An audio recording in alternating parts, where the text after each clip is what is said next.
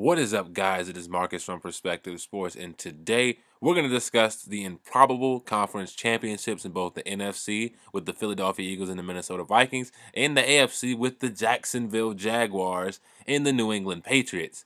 But let's start in the NFC, where we have the Philadelphia Eagles hosting the Minnesota Vikings at 6:40 p.m. on Fox.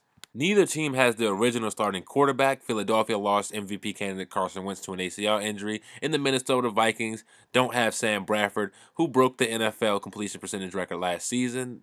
But actually, he's activated to play if needed to, but they're running with Case Keenum.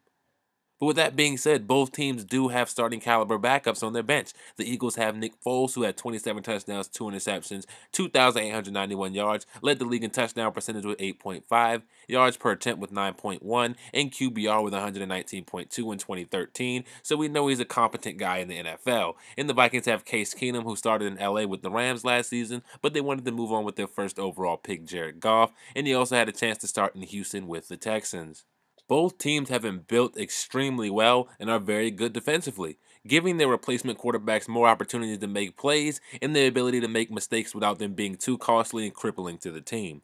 Minnesota has the opportunity also to do something no one else has ever done, and that's play a Super Bowl in their home stadium.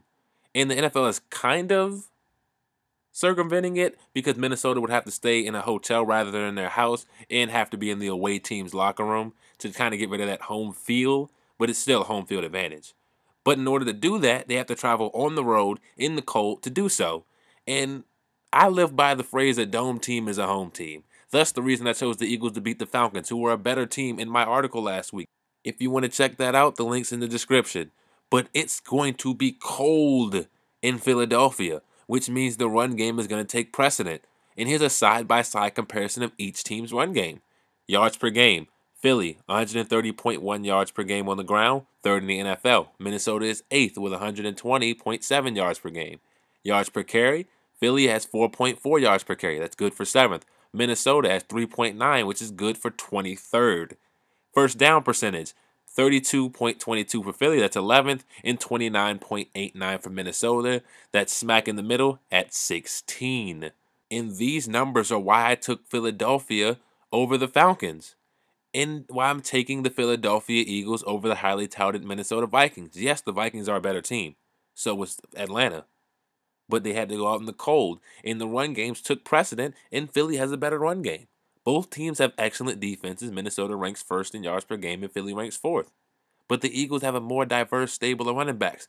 Jay Ajayi, an every down back, but really good on first and second down. Also a good pass catching back. LeGarrette Blount, excellent red zone and goal line back, and an excellent third down back. Then you have Corey Clement to mix it up. As for Minnesota, they lost Dalvin Cook. Latavius Murray is a starting caliber running back, and McKinnon's decent. But the Eagles' backfield will offer a plethora of looks that Minnesota's backfield can't. And Minnesota having to go on the road is a big reason I'm taking Philly. If this game was in Minnesota, I'd probably go Vikings, but it's not, so I have to go Philadelphia 23-16. Up next, we have the Jacksonville Jaguars traveling to play the New England Patriots. This game will be at 3:05 p.m. on CBS. The Jaguars are coming off an impressive second victory over the Pittsburgh Steelers on the road.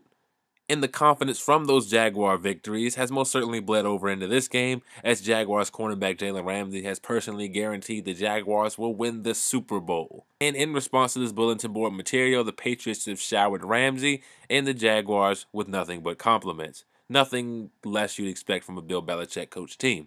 But I'm not too sure the Jags defense should be beating their chests too hard. The Pittsburgh Steelers had their way with the Jags. Big Ben completed 37 of 58 passes for 458 yards and 5 touchdowns, becoming the first quarterback to throw 5 touchdowns and not win the game in the postseason. The Steelers had 4 guys catch 5 or more passes, 2 guys in Vance McDonald and Antonio Brown with over 100 yards receiving.